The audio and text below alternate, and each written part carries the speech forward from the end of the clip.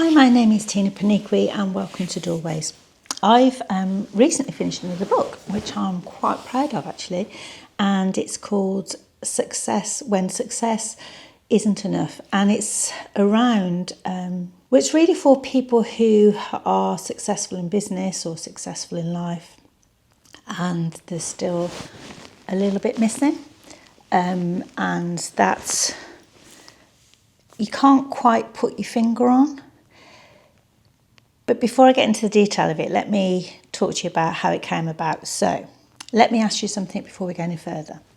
When were you last joyful? Not relieved, not pleased about something that it went well, and not happy that it was Friday. Pure and simple, joyful. You know, the kind of joy where you lose track of time, where your body feels light, when you're present, you're not thinking about anything, you're not calculating, you're not chasing, you're not proving, just pure joy. And if you have to really think about it, that absolutely is the point. And for years I would have told you I was happy, I had the job, I had the title, I had the income, I had responsibility, I had a beautiful home. In fact, you know, I still have this beautiful home here, which I love dearly. I had fantastic holidays, I went to remote places, and particularly when the kids got older, you know, I started spending the money that I'd spent for us collectively on me, which sounds a bit selfish, but I could, so I did. So on paper, I was really successful, and in reality, everything was, I can't think of a better way of describing it, but rushing, basically. Rushing from one meeting to another, rushing from work to home, replying to emails, you know, thinking about things at traffic lights, opening a glass of wine at the end of the day, simply for a reward to get through it. I sort of used to say to myself, I deserve this. And then you go to sleep, and then sometimes you do very little, and, you know, but then you go on holiday, and then you know, I don't know about anybody else, but I used to collapse for the first 3 days, and then I'd sleep loads, do as little as possible before I went on retreats, holidays, but, you know, just lie by the pool and things. And then 2 days after coming back, I'd already be chasing the next thing. So what's the next target? Where's the next tender? Where's the next opportunity? Where's the next client? And you could say it was ambition. But I now know that it was fear. And we really don't like that word. Fear sounds really weak. It's in business, it sounds particularly bad. We prefer the words like high standards, we're driven, we're high performers, we're committed, we're resilient. But beneath all of that overdrive is pure fear. And it could be fear of losing your job, fear of not being good enough, fear of losing your income, fear of losing status, fear of being found out, I suppose, fear of not being loved, fear of not being secure. So what do? We work harder. We take on more. We don't say no. We answer emails intermittently or immediately. We hold everything together. We stay on the train tracks. And because stopping, if we truly think about stopping, it feels really dangerous. If I stop, I might collapse. If I pause, somebody might notice I'm not capable as I look. If I'm not needed, am I replaceable? So we continue to overfunction, and truthfully, overfunctioning gets rewarded. And that might be in, you know, better pay or more responsibilities, you know, promotion, wherever it is, until overfunctioning doesn't get rewarded, and that's when we get burnout. And burnout doesn't start with exhaustion, it starts with disconnection, truthfully. Disconnection from your body, from your instincts, from your own sense of enough. And you can earn really well and still feel unsafe, and you can lead people and still feel that you're winging it. You know, how many of us do that? I think it's called imposter syndrome, but you can have it all and it still feels that something's missing.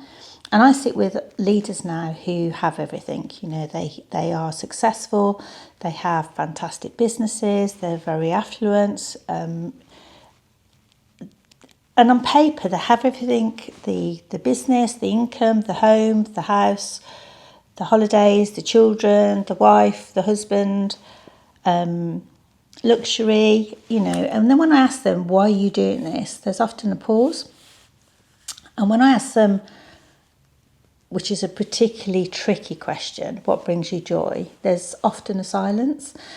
And that's not because they're ungrateful, it's not because they're incapable, it's because they haven't actually ever asked themselves that question, or indeed probably haven't asked themselves that question in years. We are taught from a very young age to strive. You know, I've got a little grandson who's, well, I've got two, but the one who's 4, you know, work harder, work smarter, learn this at school, do this, do that.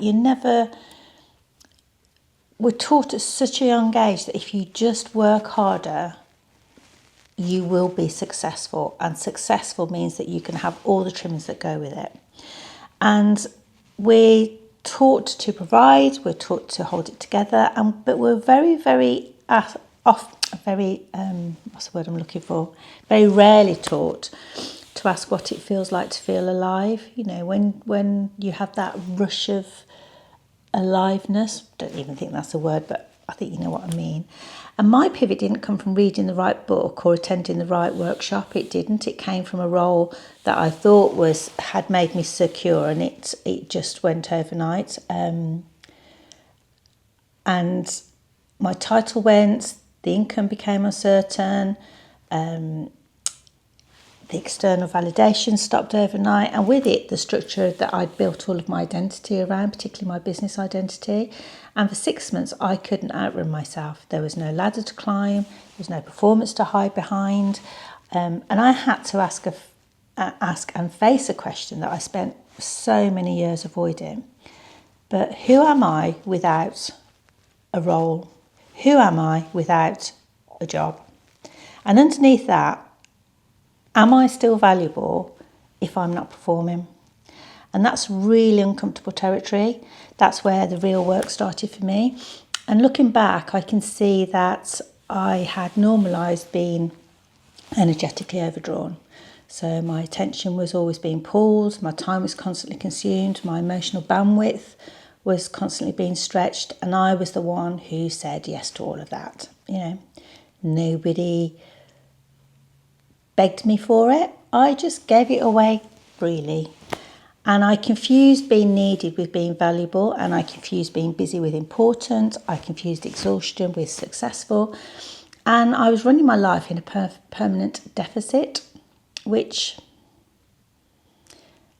until I look back now at time, I really wouldn't have known that. Even though, I mean, I'm 58 now, I started changing my life properly when I was 50. I used to go on yoga retreats and things, and then I had, in the last 3 years, I went on 2 retreats that fundamentally changed my life.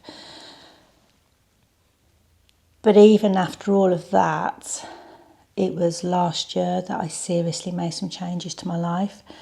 And when you live in such a dysfunctional way for such a long time, your body eventually tells you the truth. And it's not in a, you know, I didn't have a dramatic breakdown,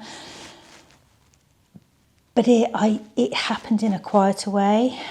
So through tension, through irritability, through disconnection. And I didn't know this until I went on garden leave. I didn't know that that's how I was.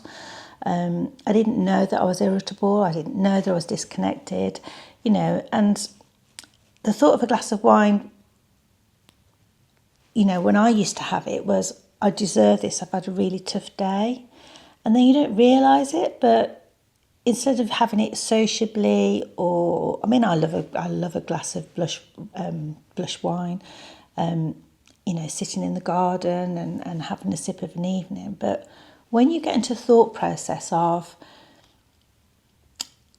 I deserve this because I've had a tough day, that's dangerous. And I thought, when I look back now, that money made me safe, and I thought that high salary meant I could relax. And yeah, I would still check my bank account with tension. I'd still, even though there was money in it, I'd still freeze a bit when I went into it. I'd still worry about paying bills. I still think, what if this all goes? So security isn't external, and it never was. External success can soothe you for a moment, but it genuinely can't anchor you. And if you're running on fear, more success doesn't calm you. In fact, it just raises the bar that you have to maintain more. And that's the trap. That is the trap. And at some point in the middle of that uncomfortable pause, I asked a very simple question. When were you last joyful? And that came about from a conversation when I was at the Maasai, because they are pure joy. And all they ever think about is cows. And they don't have a lot, but they are full of joy. And I asked myself the question when I went to Tanzania, when was I last joyful? And I genuinely struggled to answer that question. I mean, my grandchildren give me joy, they do. But joyful is a permanent state, and I really genuinely struggled to answer that question. And I could tell you when I achieved something. I could tell you when I'd hit a target, or I'd won a tender, or I'd won an opportunity, or I got a new client, when I'd earned a bonus. But joy, that was hard. Not because I didn't have good things in my life, but because I'd lost connection to them. And I'd built a life that looked impressive and felt tight. And that was my wake-up call. It wasn't from exhaustion, wasn't from failure, it was disconnection from joy. And the book I've written is not about quitting your job, it's not about becoming spiritual, which I deeply am, but it's not for everybody. And it's not about burning your life down to say, right, stuff it all, I'm just going to chuck it all out and, chuck it all away and burn your life down. But it is about changing the fuel source, because fear-fueled success will always demand more of you. And joy-starved striving always ends the same way.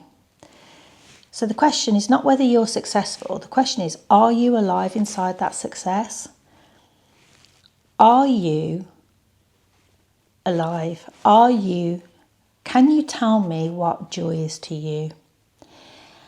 And if you are that person that's, successful, has got the business, got the success, got the beautiful home, got the beautiful car, got the beautiful holidays, beautiful children, everything.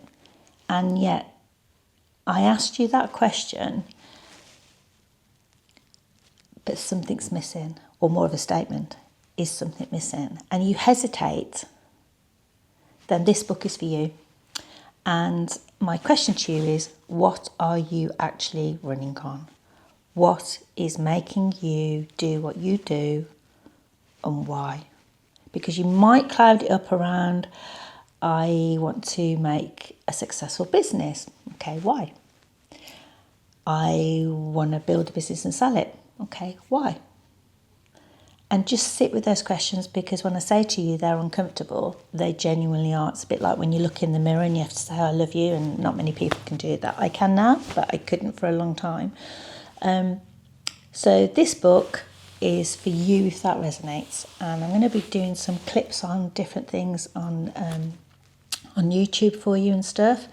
And I'm really excited about it, actually, because it's everything that I've learnt in my life to get to the position where I am now, which is I don't do anything unless it gives me joy. I genuinely don't. I don't work with people who I don't like. That's a bit harsh, but you know what I mean. I want to enjoy going to work. I enjoy each day, even when it's been a tough day and it's been a hard day, and I'm not frightened of hard work. I enjoy it. I enjoy every second of my home. I enjoy walking the dog. I enjoy being with my grandchildren and playing silly things and creating and making things. But I now know what brings me joy, and it can be as simple as sitting on my swing in the garden with a cup of tea, and just joy oozes from me. And my life is so different. It's calmer, it's more peaceful. I feel radiant and centered and balanced, and it's permanent. It doesn't spike. I don't have like a day of being joyful and then I'm not in a good place. It's constant. And I wrote this book because as somebody who is traditionally being a doer, and somebody who, in fact, Cindy, my friend, will laugh at this because we used to have sessions together, and I say, so what do I do? What do I do? And she'd go, Tina, it's not about doing. And I've had to learn that everything's about doing. But I wanted to write a book that resonated with people who I have been, and that is, give me some tools. Give me something that I can do to change this. So this book is around me sharing with you the different things that I've done in my life to change it. And I love my life. I love everything about my life. I love well, I'm not going to say I love my family because everybody does that, but I do. But I love my job. I find joy in my job. I find joy in the day. I even find joy in cutting the grass. And yet that was something I really detested. I'm not going to lie. So hopefully this book is for you.